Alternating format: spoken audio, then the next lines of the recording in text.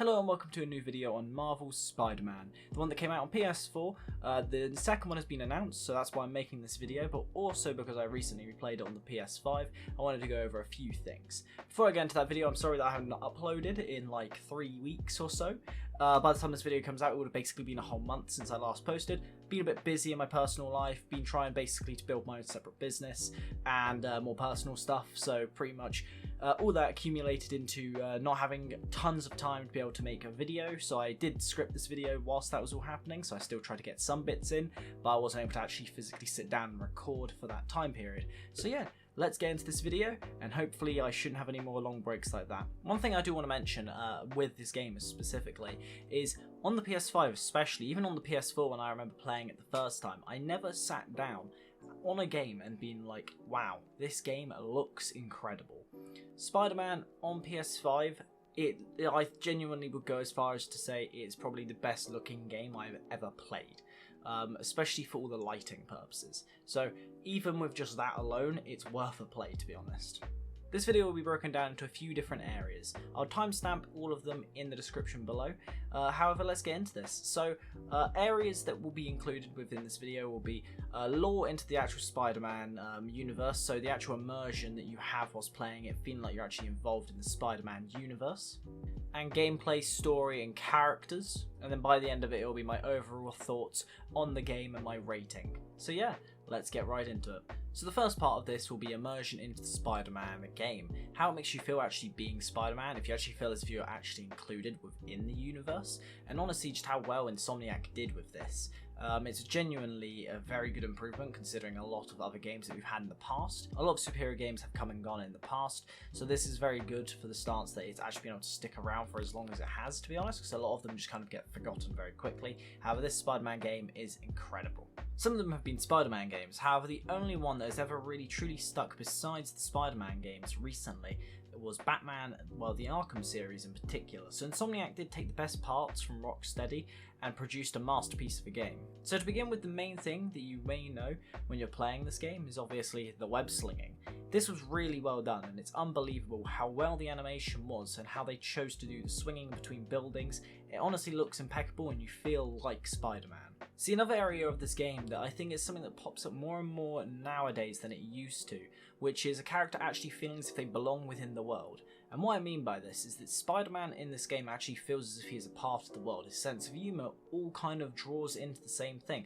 All the characters play off each other really well. The city seems to feel as if it's actually a Spider-Man city. Versus, let's say, Assassin's Creed Valhalla, where you've got Eivor, who, to be honest, doesn't feel like he belongs there. He just kind of is there, and it just feels as if he just might as well not be there sometimes, and that's what I kind of mean by a character that actually feels as if he belongs within the world that he's living in. Now the next area that I want to discuss is the gameplay, and I've already discussed some of the web slinging aspects of the game, which to be honest is amazing. Again, I can't stress this enough how great it is, just slinging around the place. But not only that, it is a lot more fun doing that than, let's say, gliding around Gotham in Batman. See, it is fun doing that, however there's a certain like very just nice mechanical basis that allows it to be more fun doing that in Spider-Man than it is just flying around in Batman. Honestly, it wasn't until I recently decided to replay Arkham City, and with that I realised obviously how similar the combat systems are between this Spider-Man game and all the Arkham games, which isn't a negative at all. What I think they did really well is making it so that by the end of the game you actually feel like you are a true Spider-Man, if that makes sense to people. But what I mean by this is like you've actually improved overall. I remember I restarted playing through Spider-Man again on the PS5 and I felt awful. I was like, I could have remembered I was a lot better at fighting than this when I was playing it, because literally to be good at games like Spider-Man and all the combat systems and remembering all of the movesets and all the gadgets that you have, you basically have to actually spend the time just learning and fighting and doing the experience. It's actually a game where you do get to a point where you are very skilled at fighting. The mixture of new ways of fighting and the upgrades for gadgets. For example, I hardly upgraded anything during my first playthrough, as at the time I was really ill, so I didn't really take in what was happening half the time. However, I got to the point where I was fighting Taskmaster, and because I hadn't used any of these gadgets, he could basically be taken down really easily. However, I've seen videos where people actually end up having to fight him without that sort of thing, so it's a lot harder. One thing that I do want to mention in particular as well is Taskmaster. I think he's one of the best parts of this entire game, to be honest. I would have liked it if he did appear more often, however I do think maybe the fact of him not being in the game as often was actually what made his appearances so good. Besides that, I want to talk about the collectibles and the map in general. I probably would say this game had a bit too many things that you could get, such as backpacks, landmarks and the police towers. I feel like a bit like I'm playing Assassin's Creed Rogue, to be honest, which if any of you have played that game you know has a ridiculous amount of collectibles. See, what I think they could have done to remedy this situation is instead of having around about 2 to 3 police towers per area, just only have 1 per area, to be honest, as I don't care if it's realistic or not realistic at all. All I care about is the factor of I don't want to have to constantly be going between these places just so I have areas to be able to discover. Not only that, then the backpacks I think should have been reduced by about 33%, so about by 1/3, because to be honest, there's a ridiculous amount of them as well. And then the landmarks, in my opinion, I understand that he's a photographer and everything like that, however, they can just be removed. I don't care about them. It just literally takes you completely out of the game when you have to go do that, especially if you're trying to 100% the game. I thought they were a good idea originally, but the fact that you get taken out of swinging around the city makes it feel a bit tedious at times. I think one of the things that I wanted more out of this game was more stealth related missions. Now I understand that Spider-Man isn't necessarily a stealthy character, however I would have preferred to have some more stealth missions, or if not just at least a different stealth approach to a lot of it. Now I know of a lot of the actual bigger areas of the game you did have the option to kind of take out some enemies with stealth, but then you'd have clusters of enemies that you couldn't really do anything with, so you basically had to go in and just start battering them instead, which sure, it's all good and all, but I would have liked to at least have the option there to do more stealth. If not, maybe something like a whistling mechanic like you have in Assassin's Creed games. Maybe not obviously whistling, but it'd be stuff like what you have in things like Dishonored, where you throw a bottle and then the enemy starts walking over to it, that sort of thing. Now I'm going to talk about the story, so take this as your spoiler warning, as the game has been out for at least 2 to 3 years now, I believe. So yeah, take this as your spoiler warning. I'm going to be spoiling certain bits. However, I am going to be going for a very quick recap of the game, as I normally do, as I don't want to be wasting your time. So to begin with, you open up into New York City, where you're taking down the Kingpin, and after this you basically go and fix a police tower, become Spider Cop for about 10 seconds, and after this you basically end up finding a group of people who are all trying to steal a mask, but these guys have some weird powers.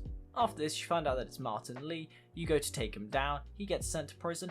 During all this you then start to see Doc Ock slowly seeming to go more and more insane, however Martin Lee then gets arrested and sent to the raft. However, when you think you've got a moment to chill, it doesn't actually turn out, as all the Sinister Six are basically all together, so what that means is that all of them start to escape, and you find out that Doc Ock is the one who broke them all out, and he officially has then become Dr. Octopus. You go around defeating each one of the Sinister Six, and during this you then find out that Doc Ock has got some form of toxin that makes everyone get infected, which is basically going to do what Martin Lee wanted it to do originally.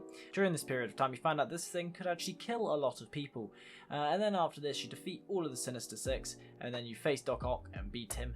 That is the game. Very much round up, very, very quickly. So one of the areas of the game that I wanted to talk about is Doc's turn to becoming Dr. Octopus, which I think was done really, really well. Because in this game, like obviously if you already know the character, you're basically going to know that he's going to eventually become Doc Ock. However, what you don't know is whether or not he is the main villain of the game, because they literally hid that completely. Even if you go on their actual homepage for Spider-Man 4 currently, he doesn't get listed as a villain in that game. They tried to hide it as much as possible. However, throughout the game you can kind of tell by all the voicemails, all the calls that you have him, is that he's slowly going a bit more insane. And because of this, you basically don't know if you're going to be fighting him, let's say, in the second game, or if you're fighting him in this game. And then you find out, oh, he's just straight up gone batshit and he's now going to be fighting you. Because what this did though was allow people who didn't know anything really to do with Spider-Man, or at least Doc Ock's character, into a new character and see his more mentality side of it. Because let's say for example, if you've seen the Sam Raimi trilogy of the Spider-Man films, you'll know that Doc Ock is obviously he's wanting to save people, that sort of thing, and he decides to make a miniature son. However, his arms all have different personality traits and they're all controlling him basically, which I think they are going down a little bit of this route in this game. However, they don't fully open up to it as much as they did in the Spider-Man films. Now the last area of this game that I want to talk about is the characters. more specifically Spider-Man and MJ, as I've already talked about the other two characters I wanted to discuss, which is Taskmaster and Otto. So to begin with, we're going to talk about Peter Parker, the Menace himself. So firstly, I want to mainly talk about, obviously, the character's face change. To be honest, I don't really mind it. I did prefer the original, to be honest, because it made him look more mature and like an older Spider-Man, which fits pretty well, as that was the actual story that they were going for in this game. However, once you kind of play the game as the new version, especially since I played it on PS5, and to be honest, I didn't notice, it didn't really prick up in my brain.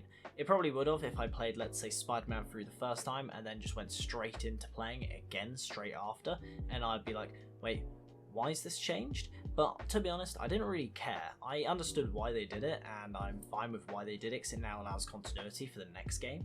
However, I would say that I did prefer the original, like I mentioned, because it made him look more mature, which is the actual gist of the game, that he's supposed to be a more mature Spider-Man. He's been Spider-Man for a while. It's not like he's just become it, like, for example, in all of the Spider-Man films.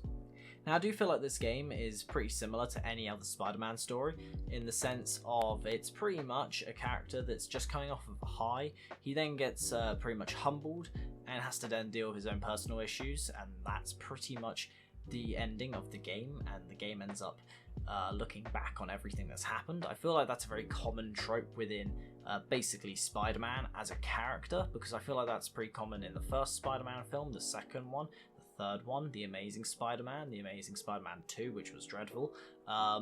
Then pretty much, I'm not sure if I would say it's 100% for the new Marvel films for Spider-Man. However, I think you could probably see areas of that where it's always him kind of coming off a high of stuff and then him coming down again. Now, I don't think this is necessarily a bad thing. However, I do want to say that I think he is probably the best Spider-Man that we've ever actually had on just a game level, on a film level. I think he just suits the role of Spider-Man. He talks really well. He suits the actual Spider-Man voice. He suits the sense of humor of Spider-Man. The character looks like Spider-Man to its fullest degree, and it kind of just all fits really well into one mesh. I think that he gets a lot of help from the other characters in the game, such as Aunt May and MJ.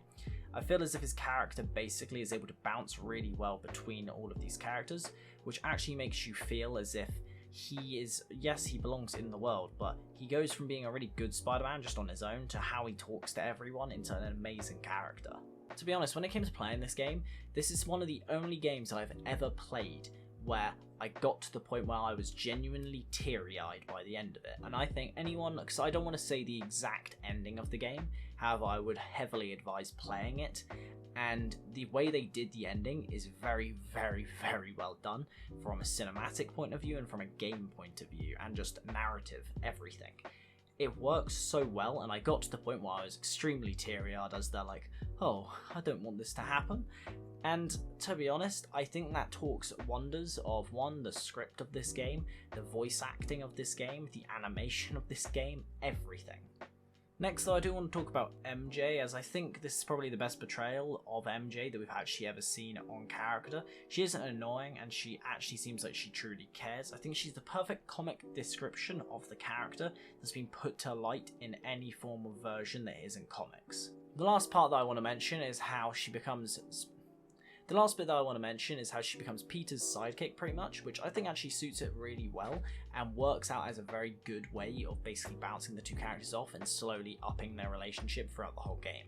Now, what I want to talk about as well briefly is the DLCs. Now, to be honest, they're okay. I think the base game is better. But when it comes to it, I think the first DLC is definitely the high point. The second two are just okay. They aren't particularly anything amazing. However, one thing that I do hate about this game, and I will strongly say this, Screwball can go. I hope she does not appear in the second game. If she does, I think I will be wanting to tear my eyes out and tear my ears out, because oh my god is she annoying. But anyway, with that being said, let's rate this game. I would give this a strong 9 to maybe 9.5 out of 10, as it does everything very well besides Screwball. Screwball, honestly, just get out, I don't care. Now anyway, after that's all been done, hope you guys have enjoyed this video. I know this video is, again, like I said, late. Should have been coming out a few weeks ago, however it didn't. So yeah, hope you guys enjoyed this video. If you did, leave a like, and if you want to talk to me about either this game or any other games, make sure to tell me in the comments below and we'll talk about it and discuss it. But anyway, if you want to see future content like this, subscribe, and hopefully you'll see other things from me soon. I don't think I'm going to be planning to do any hiatuses anytime soon again, but yeah, next week is going to be another gaming video, and then I'm going to try something up a little bit different on the week after, and then it'll be gaming again. So yeah, hope you guys enjoyed. Leave a like, subscribe, and I'll see you guys in the next one. Have a good one.